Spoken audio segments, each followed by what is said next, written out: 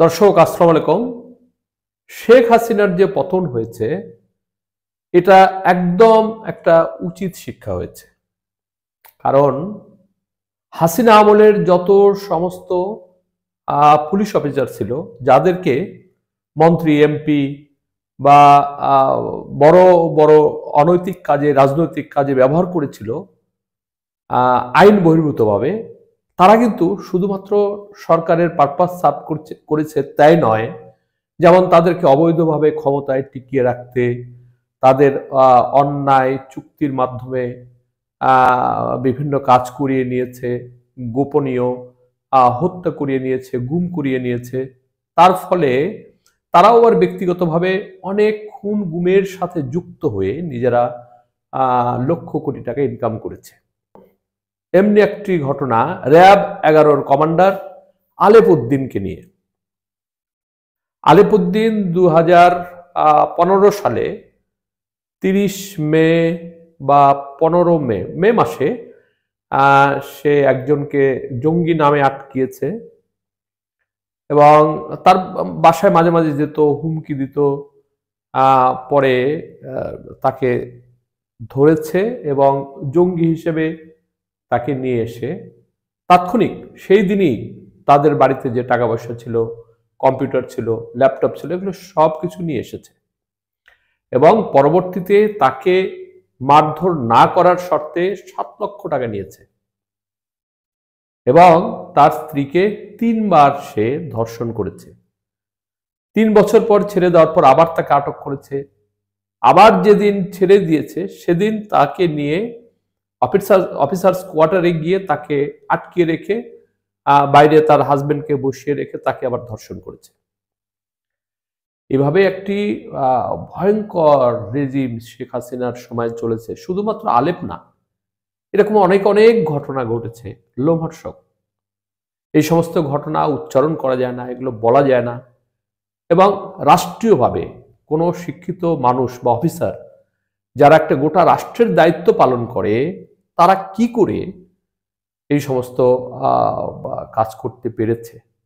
অবশ্যই এগুলো করতে পেরেছে শেখ হাসিনার অন্যায় কর্মকাণ্ড, 15 বছর ক্ষমতায় থাকা এবং ভোটারবিহীন বিভিন্ন ধরনের নির্বাচন করিয়ে দেওয়ার কারণে তারা এভাবে বেপরোয়া হয়ে উঠেছিল।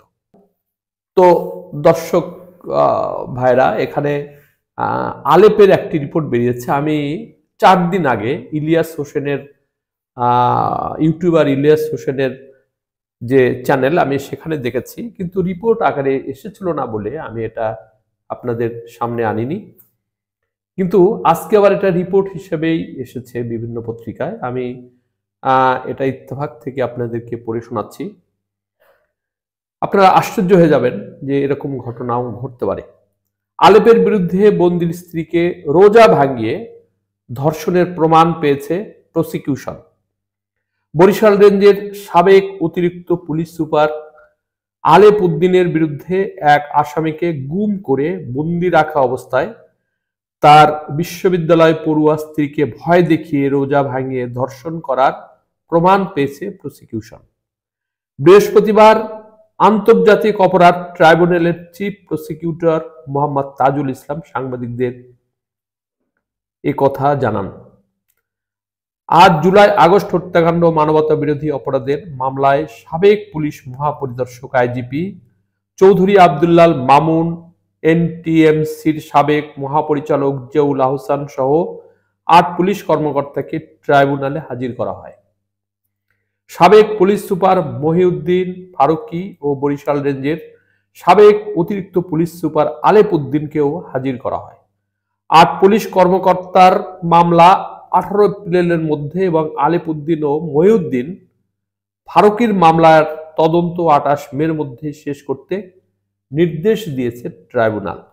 শুনানি শেষে তাজুল ইসলাম বলেন, আজ ট্রাইব্যুনালে কার্যতালিকায় প্রথমে ছিল পুলিশ অফিসারদের বিরুদ্ধে সাবেক পুলিশ প্রধান আইজিপি চৌধুরী আব্দুল্লাল মামুন সহ 23 জন আসামিকে হাজির করার আদেশ ছিল।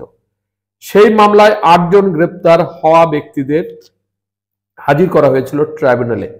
চৌধুরী আব্দুল্লাল মামুনকে জিজ্ঞাসাবাদের প্রার্থনা করা হয়। আদালত 23 ফেব্রুয়ারি তাকে জিজ্ঞাসাবাদের অনুমতি দেন। 8 ফেব্রুয়ারি কর্মকর্তার তদন্ত 2 মাসের মধ্যে শেষ করার নির্দেশ দেন। আগামী 28 এপ্রিল পরবর্তী তারিখ ধার্য করা হয়েছে। আলেপ উদ্দিন ও মহিউদ্দিন ফারুকীর মামলার তদন্ত 28 মের মধ্যে শেষ করতে নির্দেশ দেন ট্রাইব্যুনাল। পরে মহিউদ্দিন ফারুকীর বিষয়ে তাজুল ইসলাম বলেন, তিনি অসংখ্য মানুষকে গুম করার সঙ্গে জড়িত। গুমের শিকার ভিকটিমদের তার অফিসে এবং আয়নাঘরে নির্যাতন, সেলে অমানবিক নিষ্ঠুরতম পন্থায় নির্যাতন করতেন। নির্যাতন করার ব্যাপারে তিনি একজন মাস্টার মাইন্ড। আলেপ উদ্দিনের বিষয়ে তিনি বলেন, তার বিরুদ্ধে অভিযোগ সবচেয়ে মারাত্মক। তিনি অসংখ্য মানুষকে গুম এবং নির্যাতনের সাথে জড়িত। আজ আমাদের পেছনেও অনেকে দাঁড়িয়ে আছেন যাদের আলেপ উদ্দিন অপহরণ, গুম করে বছরের পর বছর আটকে রেখেছিলেন, তাদের নিষ্ঠুরতম পন্থায় নির্যাতন করেছিল। ইলেকট্রিক শক দেওয়া, চোখ বেঁধে রাখা, উল্টো করে ঝুলিয়ে পেটানো, বিদ্যুতায়িত করা হয়। সবচেয়ে মারাত্মক যেটা করেছিলেন সেটা হলো একজন আসামিকে গুম করে রাখার সময় তার বিশ্ববিদ্যালয় পড়ুয়া স্ত্রীকে তার স্বামীকে হত্যার ভয় দেখিয়ে বাধ্য করে রমজান মাসে রোজা ভাঙিয়ে ধর্ষণ করে। এই তথ্যর প্রমাণাদি প্রসিকিউশনের কাছে এসেছে। এরকম নিষ্ঠুর ও জঘন্যতম অপরাধী যারা, তাদের তদন্ত কাজ পরিচালনা করতে সময় লাগবে।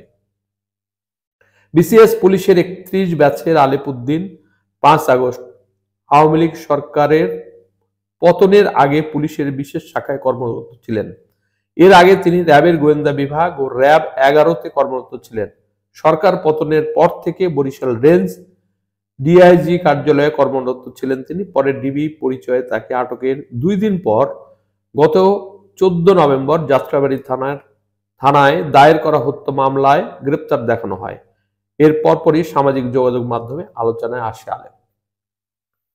দর্শক, আলেপকে কিন্তু এখনো ধর্ষণ মামলা, নির্যাতন মামলা, মানবতা বিরোধী মামলা এগুলো কোনো কিছু দেওয়া হয়নি। জাস্ট একটি খুনের মামলা দিয়ে তাকে আটকে রাখা হচ্ছে। আমি মনে করি যে তাকে অবশ্যই এই যত সমস্ত অপরাধ মানবতা বিরোধী অপরাধ হিসেবে ধরে নিয়ে তার বিচার কার্য পরিচালনা করা উচিত। দর্শক, আজ এ পর্যন্তই। আল্লাহ হাফেজ।